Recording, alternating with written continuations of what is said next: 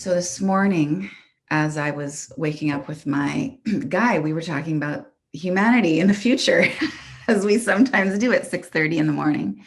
And we were talking about things that worry us. And I didn't want to start the day with just worry. I wanted to move the conversation like, okay, all right, babe, what gives us hope? And what we both had to say was it's more than just hope and humanity. It's actually a lived experience that people are good, that the vast, like emphasis, the vast majority are loving and intend to do the right thing, which means the vast majority want to protect the most vulnerable and are very moved to, of course, protect children. Yeah. And one thing that I love about Ally Global Foundation is that whenever I've watched you present on the cause and bringing people into support to, create refuge for children, rescue and refuge and rehabilitation, you don't sensationalize the issue of child, human, or sex trafficking. And at the same time, me being someone who is has a fiery nature and I want to get people involved and I want to wake and I want to raise millions. I want to rescue kids. I'd like to talk some part in this conversation about with the karmic relationship to serving children.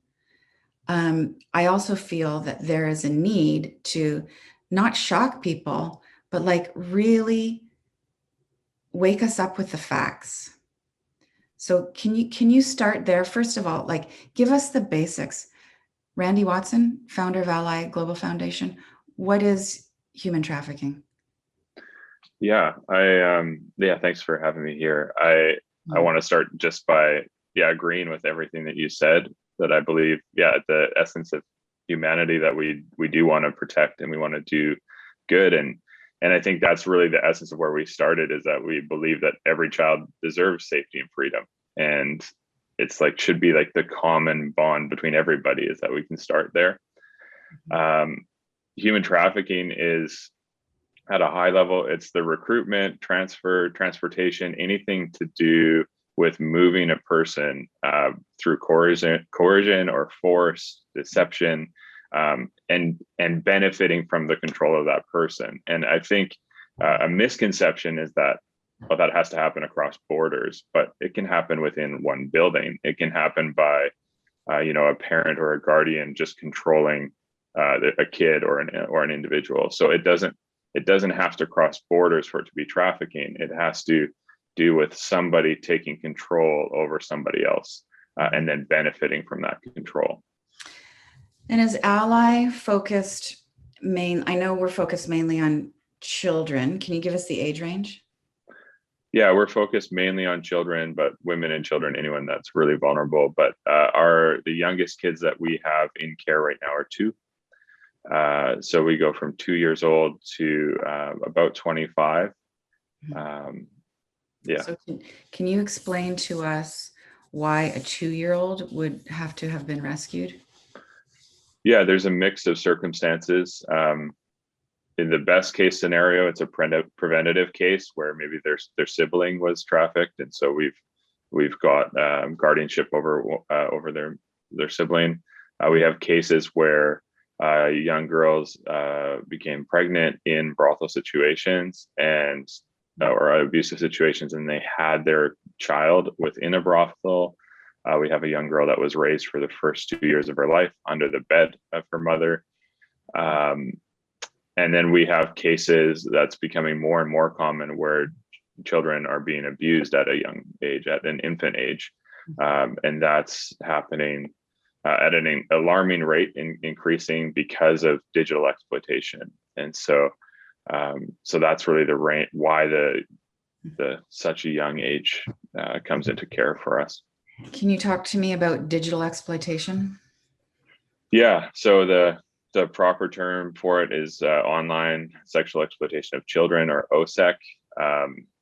Specifically, we're at a really unique point in history where we've obviously been confined and we've seen a massive rise in online consumption of child sexual abuse material. So that's images, videos, live streaming. As an example, in 2014, there was about 1 million reports of content in 2014. In 2020, that rose to 21.7 million reports, with over 65 million individual items, so whether that's images or video or live stream reports. So it's become this just immense issue, and that's where we as Canadians, Americans, North Americans contribute to the issue, because consumption of that content really happens worldwide. It doesn't matter where it's created. Mm-hmm. And Ally focuses on Cambodia, Laos, Nepal, and Canada. Tell me why someone who lives in the US or anywhere else would want to donate particularly to Ally. Yeah, there's lots of incredible organizations out there. Our belief is that this is a global issue, that we're focused on primarily working through national leaders in the spaces that we're working overseas. And so it doesn't matter where you're located in the world, likely your country contributes to what's happening in those places. And then as far as our work in Canada, everything that we're doing here as far as prevention and education, that all of that work will be disseminated through the US as well. And so there's lots of reasons to support the work regardless of where you live. Mm-hmm. So I learned from you, I remember our first meeting in the cafe, that the primary consumers of, it's a terrible phrase, consumer, but it gets the point across, of child exploitation material and of child sex trafficking are North American, so that's Canada and the US, and perhaps Mexico, males. That, you know, as you cited earlier, like you've got children who are 2, some of them born into this from victimized women. But also, I've learned from you, I mean, some children are, for lack of a better word, bred for this, given away by their parents. Now, in more impoverished communities, some parents are led to believe that, say, you know, high net worth Asian men are coming over to purchase for about $10,000 to $15,000 child brides, and they convince the families that they're giving this young girl a better life, but really they're just getting into the system of trafficking, probably never to be returned again to their family. A lot of them don't even have identification.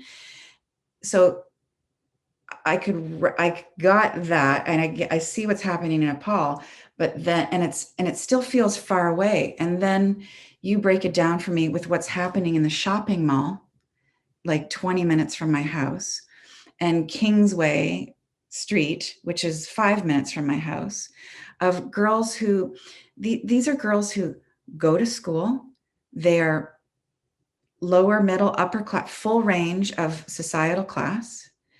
They get pulled in just like you get pulled in by a sleazy kind of guy you meet, but they're sleazier than most. And it's this racket of enrolling these girls to give one sexual favor here and another and another and another, and that the average income that a trafficker makes on a teenage girl for 20 minutes down my city from me in my city is $150,000 a year. And the psychological abuse and the physical abuse that comes with this, these girls can't get out. And what I've also learned from you is that when survivors, mature women who have gotten out of trafficking, are able to collaborate with within the legal system, there's like a 70% higher success rate of getting the younger women out of the system. And all that requires funding.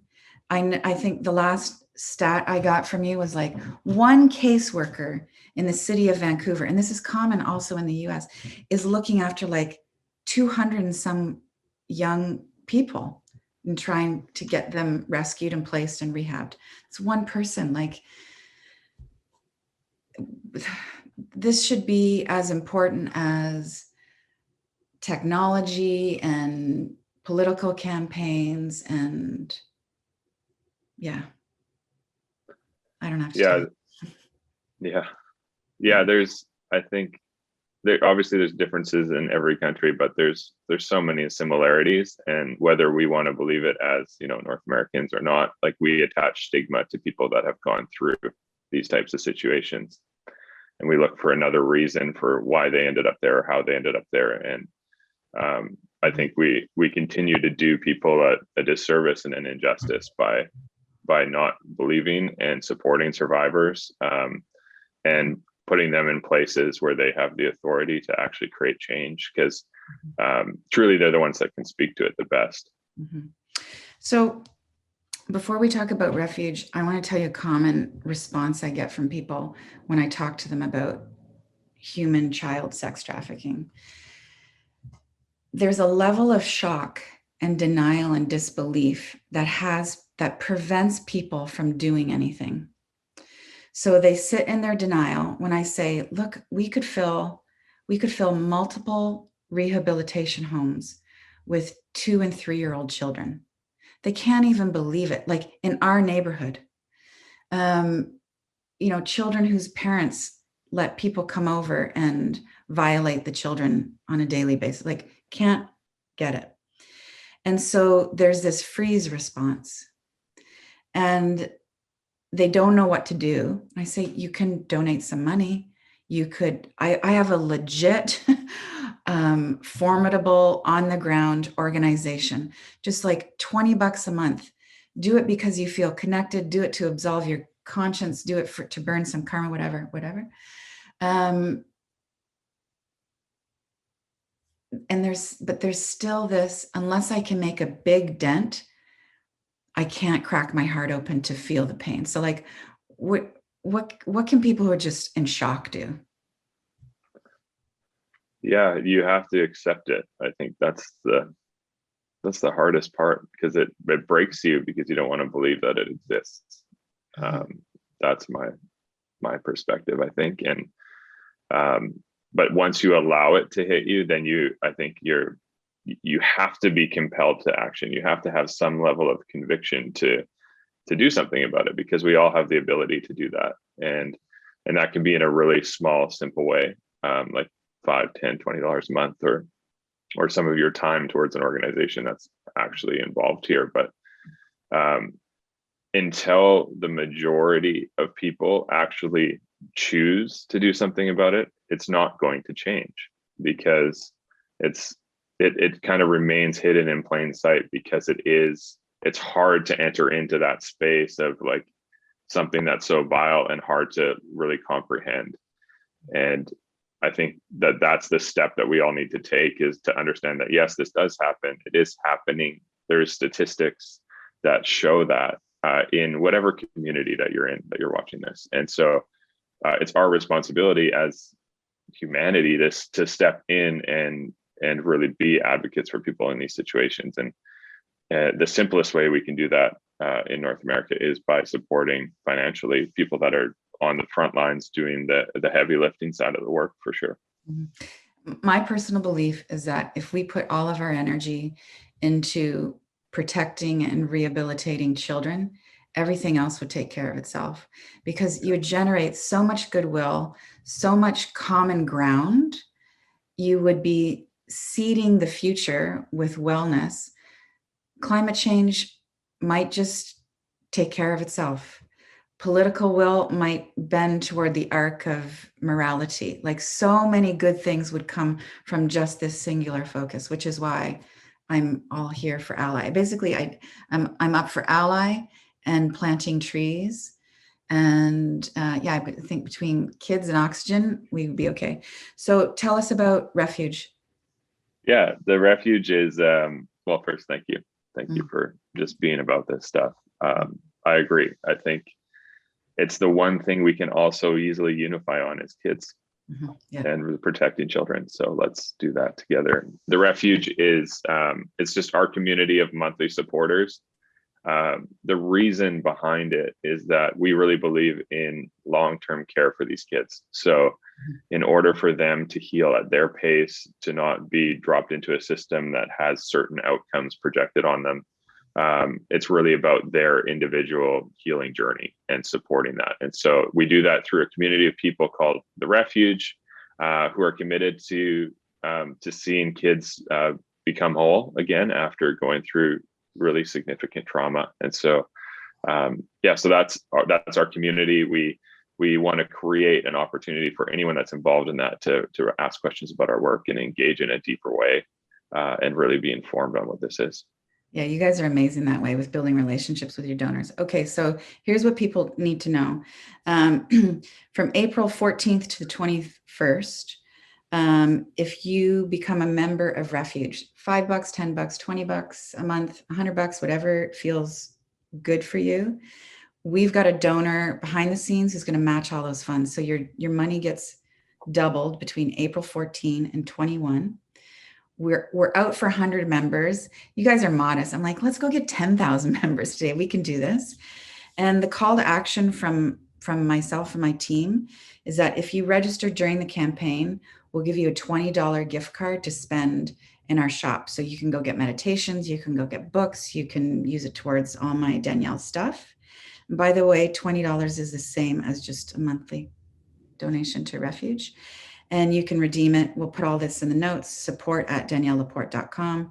In the subject line, you put friend of ally. Let's just say I'm a high net worth individual, or I've just inherited a bunch of money from my grandmother and I want to give to ally.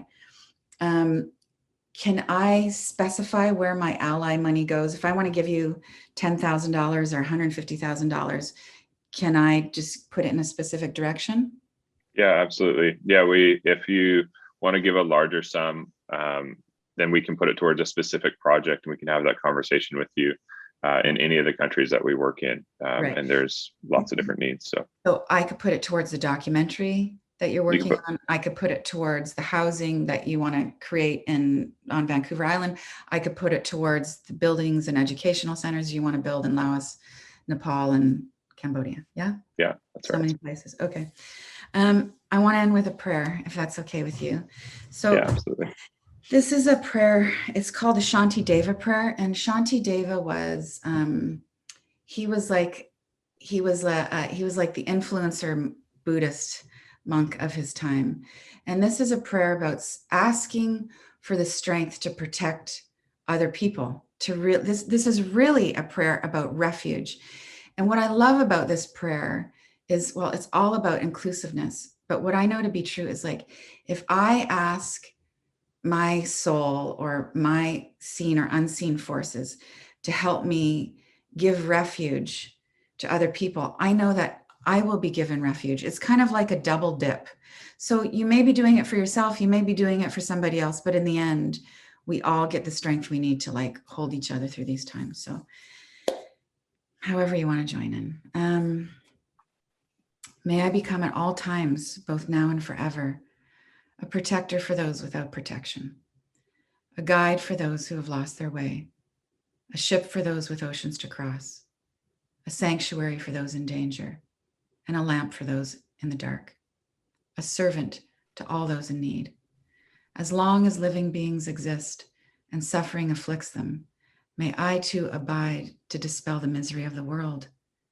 May I be a guard for those who need protection, a guide for those on the path, a boat, a raft, a bridge for those who wish to cross the flood.